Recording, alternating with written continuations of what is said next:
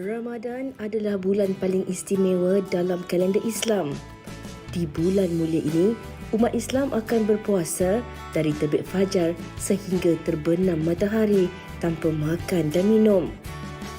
Namun Ramadan bukan sekadar menahan diri daripada lapar dan juga dahaga. Tetapi sebenarnya berpuasa memberi banyak manfaat dari sudut kesihatan yang antaranya bertujuan untuk merehat dan memulihkan sistem pencernaan badan. Mengikut kajian, berpuasa juga adalah salah satu cara untuk melakukan proses detoksifikasi atau pembuangan zat-zat beracun dari dalam tubuh secara semula jadi. Menjaga kesihatan diri sepanjang berpuasa seperti menjaga pemilihan menu sihat bersahur dan berbuka serta tidak meninggalkan sahur, minum air secukupnya, mengamalkan konsep berhenti sebelum kenyang, mengelakkan makanan berminyak dan manis serta bersukan juga adalah antara perkara yang boleh dinikmati sepanjang tempoh berpuasa. Namun apakah sebenarnya yang perlu kita lakukan untuk mengekalkan kesihatan sepanjang tempoh berpuasa ini?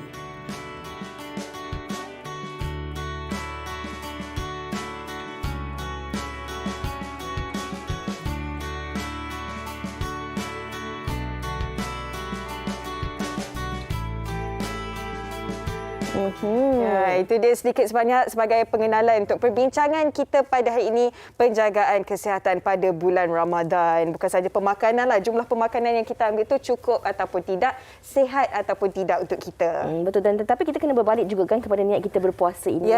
Janganlah kita ni sampai nak menjaga badan sangat sampai dia boleh menyebabkan perkara-perkara lain. Tapi apa yang paling penting niat kita tu kan untuk kita beramal ibadat di bulan Ramadan ini. Kita nak kongsikan topik kita pada hari ini bersama dengan Puan Nur Hayati Azmi selaku Pegawai Pemakanan daripada Hospital Pakar KPJ Ampang Puteri. Assalamualaikum, apa khabar? Waalaikumsalam, sihat. Hawa dengan Fiza sihat? Alhamdulillah. Selamat berpuasa. Sama-sama berpuasa juga. Okey, kita mungkin boleh terus membukalah persoalan kita pada hari ini kan. Kalau kita cakap tentang bulan Ramadan ni, macam Hawa katakan tadi dari awal segmen, ramai juga dalam bulan Ramadan ini selain daripada berpuasa ni ada yang mengambil kesempatan yang sama untuk mengawal porsi makanan, menjaga berat badan dan sebagainya, tanpa kadang-kadang kita sedar bahawa dengan pengurangan kita ambil air, kita nak kita terlalu sukat ataupun kawal pemakanan kita boleh menyebabkan kepada masalah lain. Apa yang boleh dikongsikan? Okey, untuk berpuasa ni, pertama sekali saya akan cakap berkenaan dengan apa makna puasa lah. Okay? So berpuasa ni, kalau yang semua orang tahu, maksud dia menahan diri daripada lapar, makan dan dahaga, minum serta perkara-perkara yang dilarang lah daripada daripada perkara yang membatalkan puasa kan. Okay. So berpuasa ni sebenarnya kalau tengok tadi pun banyak dia punya faedah, banyak kebaikan dengan berpuasa ni. Okay? Salah satunya yang paling orang tunggu, menurunkan berat badan. Paling orang tunggu menurunkan berat badan lah. Tapi cara nak turunkan berat badan semasa berpuasa tu, itu yang paling utama sebenarnya. Sebab macam Fiza kata tadi, ada yang terlalu kawal porsi sampai nak petang nak hujung tu dah rasa hypo dah. Kan, dah rasa macam gigil kan. Okey. So macam mana cara yang betul sebenarnya kita nak turunkan berat badan semasa berpuasa ni? Yang pertama, sahur jangan tinggal. Sahur jangan tinggal. Sahur makan lemak ketam ke macam mana? Alamak. Boleh, tak ada masalah. Okay?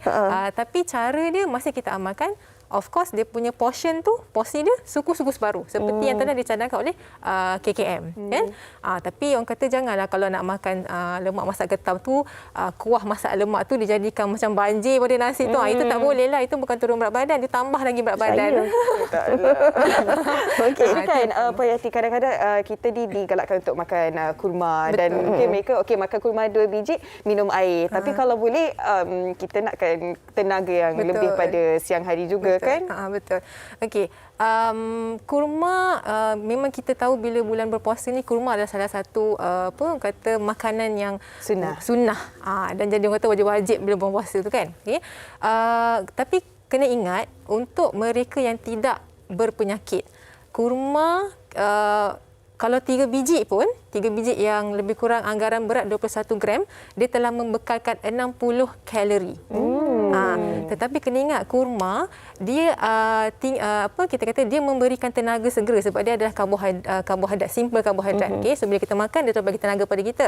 Yang kedua, dia ada vitamin. Vitamin A, B, ada mineral yang diperlukan oleh tubuh badan dan dia juga kaya dengan serat. Tetapi kurma bukanlah pelengkap. Okey, untuk melengkapkan hidangan kita, kita kena ada karbohidrat, protein dan juga lemak. Okey. So 3 benda ni dan serat, satu lagi serat. Okey, so 4 perkara ni kena ada semasa bersahur dan berbuka. Okey, itu kadang-kadang kita ni kena berborak, bertanya dan bercakap dengan mereka yang lebih pakar lah kan. Bukan kita sendiri-sendiri buat eksperimen kat diri kita. Tapi itu bercakap tentang orang yang sihat. Tetapi kita juga tidak melupakan bagi mereka yang mungkin dalam kategori ataupun golongan yang tidak sihat. Ada penyakit-penyakit tertentu. Ada orang yang memang ada masalah gastrik yang teruk seperti GERD, reflux dan sebagainya. Ada orang yang memang mempunyai masalah darah tinggi ataupun kencing manis yang sehingga terpaksa memerlukan suntikan insulin. Ini yang paling penting sebenarnya. Ada orang yang dia dah biasa, dia dah tahu dah. Dah boleh adjust dah pukul berapa nak injek insulin, nak kurangkan dia punya dos insulin dan sebagainya, dia dah boleh adjust sendiri. Tapi ada juga dalam kalangan mungkin ibu ayah kita yang baru je menggunakan insulin ataupun golongan ibu-ibu muda, ibu yang hamil dan sebagainya yang memerlukan bantuan suntikan insulin ini. Bagaimana sebenarnya kita nak sama-sama mempelajari cara terbaik untuk kita mengawal diri kita ketika bulan puasa ini? Okey, untuk mereka yang kita kata dalam golongan comorbidity inilah kan. Okey, perkara pertama apabila anda nak berpuasa, especially kepada pesakit yang dia punya bacaan gula tidak terkawal ataupun tidak stabil, okey, dia perlu dapatkan nasihat daripada doktor dulu. Dapat nasihat doktor, mungkin doktor akan refer kepada dietitian, kepada pegawai farmasi, kepada diabetic nurse untuk diajar, dididik macam mana nak berpuasa, cara-cara nak makan, nak kawal ubat, nak guna ubat semasa berpuasa. Tapi apa-apa pun bergantung kepada nasihat doktor. Kalau doktor kata okey, you boleh berpuasa, dipersilakan. Tapi kalau doktor kata you tidak layak berpuasa atau tidak sesuai berpuasa, kita kata itu tak boleh lah. Ataupun kadang-kadang kalau kata dah cuba berpuasa tapi tak boleh, mungkin bolehlah kan kita tengok keadaan diri kita juga kan. Kalau untuk orang yang gastrik, biasanya bulan puasa ni paling utama yang orang paling takut gastrik lah kan, sebab kita tak makan kan dalam 12 ke 20 jam macam tu kan, bergantung pada negara lah kan. Untuk mereka yang ada gastrik ni, sahur nombor 1 jangan tinggal. Dan sahur tu kena kaya dengan fiber ataupun serat. Maknanya dia kena makan sayur, makan buah selain daripada nasi. Oat boleh, nasi ataupun dengan protein lah. Okay? Itu yang pertama. Air kena cukup. Air kena cukup. And then apabila berbuka, dia kena segerakan berbuka. Dia tak boleh melambatkan berbuka. Tapi masa sahur dia boleh lambatkan sahur. Maknanya melambatkan sahur, segerakan berbuka. Itu tips. Supaya lambat sikit lah, tak rasa lapar sangat tu. Tapi nak tahu juga apa jenis antara makanan yang perlu dielakkan bagi orang yang gastrik ni, sebab ialah maknanya kita ni bulan puasa kan, keinginan kita tu dia melebihi daripada pelampau kadang-kadang. Jadi kadang-kadang ada benda-benda yang tak seharusnya kita makan ataupun kita elakkan, kita dah makan waktu berbuka puasa.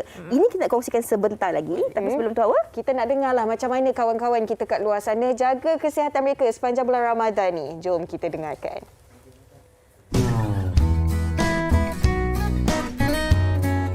Pada pendapat saya, penjagaan kesihatan dalam bulan puasa dapat kita lihat dari pelbagai aspek.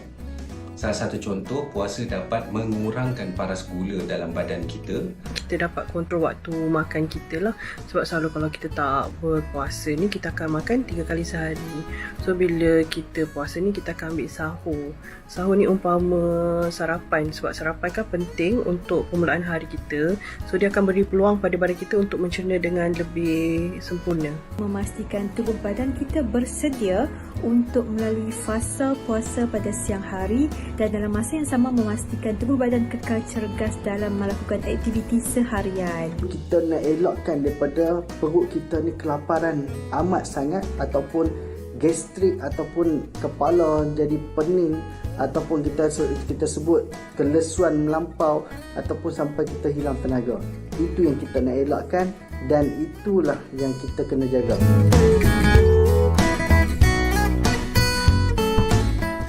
Menjaga kesihatan semasa bulan puasa ialah saya akan kurangkan makanan yang berminyak, makanan yang pedas-pedas ataupun minuman yang bergas. Untuk elakkan perut terlampau lapar, hilang tenaga ataupun berlakunya gastrik adalah yang pertama yang saya tak skip untuk sahur dan saya lewatkan sahur. Bagi kita, cara kita untuk menjaga kesihatan ketika bulan puasa ni, pertama sekali pastikan mengambil makanan-makanan yang berkhasiat. Lepas tu berbuka pun mungkin berbuka dengan kurma dahulu.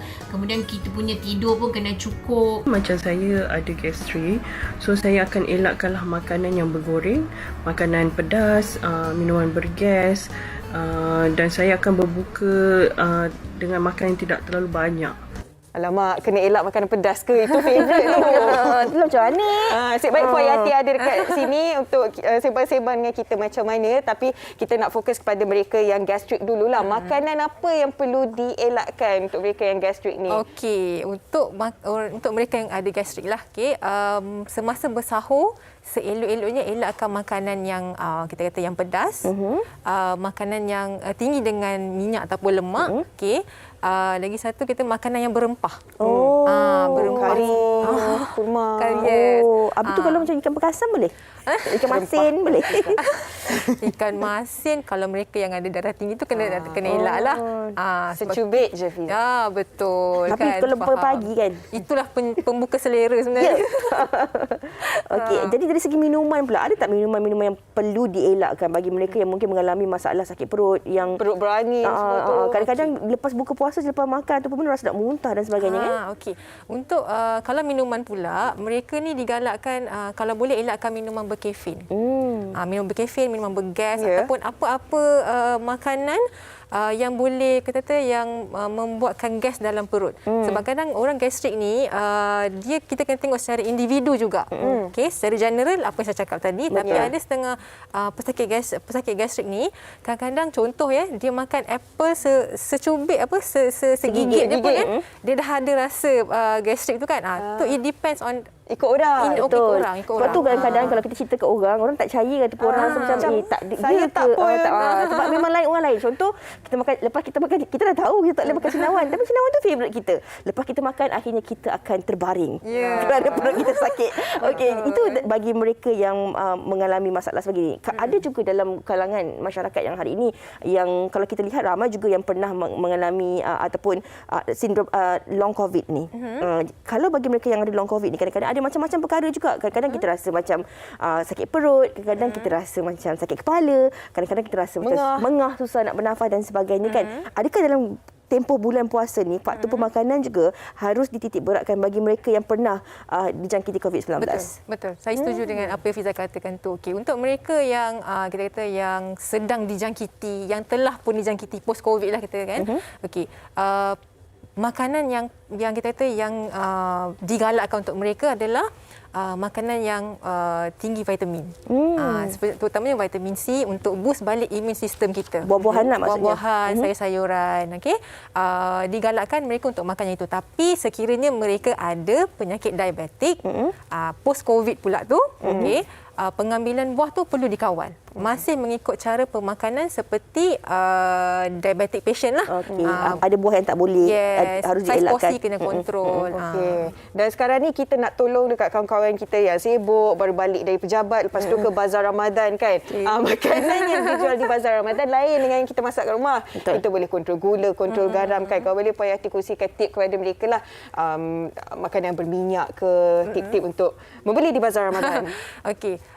Apabila kita sebut bazar Ramadan ni, perkara pertama yang kita kena tengok fasa peralihan endemik ni, satu, nak pergi tu kedai tu ramai orang tak? Kalau ramai orang, elakkanlah sebab kita masih kena jaga SOP lagi. Okay. Kita belum endemik lagi tahu. Kita baru nak peralihan. Yang kedua, apabila kita pergi ke bazar Ramadan tu, saya tahu makanan memang sangat banyak. Okay. So, mungkin kita boleh plan. Okay, kita adakan menu lah dalam satu bulan. Hari ni nak beli apa, besok nak beli apa, lusa nak beli apa. Okay, kita boleh plan macam itulah. Dan kita boleh pilih makanan yang sihat. Contoh, popiah basah. Okay. Apa lagi? Mungkin kalau nak beli roti john boleh, tapi mungkin boleh cakap dengan peniaga tu, tak nak mayonis, kurangkan sos, tak nak mayonis. Extra. Lebihkan sayur kan. Macam itulah. Kalau misalnya kata kita beli lauk pula di bazar Ramadan, saya faham takkanlah kita nak kata, Kak tak nak minyak, takkanlah kita cakap macam tu kan. Akak goreng sayur pakai minyak jangan apa. Takkanlah kan. Okay. So tak apa. Kita beli je. Bila balik rumah, kita sendiri buang minyak yang kita nampak berlebihan. Sebab kita pun kena faham bagi mereka yang berniaga di Bazar Ramadan ni kan, dia masak tu untuk Portion ramai yang orang, banyak. bukan untuk kita seorang kan. Jadi kita pun kena memahami mereka. Di penghujung perbincangan kita ini, bagaimana kita nak didik diri kita dan juga penonton-penonton kita ini dalam bulan Ramadan ini penting untuk kita menjaga kesihatan kita. Sebab saya kira bulan Ramadan ni mungkin klinik ataupun hospital dia kurang sikit orang datang. Nanti lepas raya mungkin lebih ramai. Jadi bagaimana kita nak mendidik diri kita bahawa kesihatan ni tak kira lah bulan apa pun, kita memang kena jaga. Dan yang paling penting juga untuk kita kawal porsi dan juga cara pemakanan daripada buka puasa, more dan juga bersahur itu. Okey, alright. Sebenarnya bulan puasa ni adalah satu bulan yang sangat bagus untuk kita mula mendisiplinkan diri berkenaan dengan pemakanan kita sebenarnya. Okey. So apabila kita mulakan macam tu, bila kita pilih makanan yang bernutrisi dan berkhasiat, saiz porsi kita kawal. Of course suku-suku separuh seperti KKM cadangkan. Tapi kalau suku-suku separuh 2 pinggan Sekali je tahu. Bukan 2 round tahu. Boleh. Alright. Yang seterusnya pengambilan serat yang tinggi, sayur-sayuran terutamanya dan buah-buahan mengikut saiz porsi kalau mereka yang ada diabetik. Okey. Pengambilan air yang mencukupi. Bulan puasa ni biasanya pengambilan air itu kadang kurang kan. Air manis ke air kosong sebenarnya? Air kosong. Air kosong. Green tea boleh? Green tea boleh tanpa gula. Apa guna? Air kosong ke? Kosong. Okey, kita teruskan. Alright. Kalau boleh kita kata bila makan tu janganlah gelojoh sangat. Kunyah secara perlahan-lahan. Okey. Dan kita kata makanan yang manis tu, inilah bulan yang bagus sebenarnya kalau kita nak kontrol pengambilan makanan yang manis. Tapi kalau bulan puasa kebiasaannya kuih dia macam ada 8, kalau sebelum ni macam tak makan kuih pun tak apa, tapi kalau bulan puasa kena ada 18 jenis kuih. Semua dia nak rasa. So kita kena kita kata pemilihan kuih pula lah. Contoh macam popiah basah okey, kuih apam kan. Okey, tak ada masalah okey. Dan lepas tu minuman yang kita galakkan of course plain water, air yang tanpa gula. Tapi kalau misalnya kata kita kata penonton dah rasa hypo dan menggigil dah apa semua tu, itu boleh lah. Minum sikit boleh lah kan. Lah, Sebab kita kalau pergi ke Bazar Ramadan tu kita nampak balang air tu yang beratur, ada banyak balang, lepas tu dengan air ais dia yang basah-basah tu kan. Warna sangat Sekali-sekali boleh kot. Sebulan sekali je. Maksudnya sebulan sekali hari-hari. Tak boleh. Okey. Jadi banyak-banyak Puan Yati kerana bersama kita hari ini. Macam-macam lah yang kita belajar hari ini tentang portionnya, tentang mereka yang berpenyakit mungkin kencing manis, darah tinggi, apa yang perlu dielakkan, dan harap-harapnya memberi manfaat buat anda semua. Itu dia Puan Nur Hayati Azmi, pegawai pemakanan dari Hospital Pakar KPJ Ampang Puteri. Terima kasih. Sama-sama. Selamat menunaikan ibadah puasa. Sama. InsyaAllah. Apa?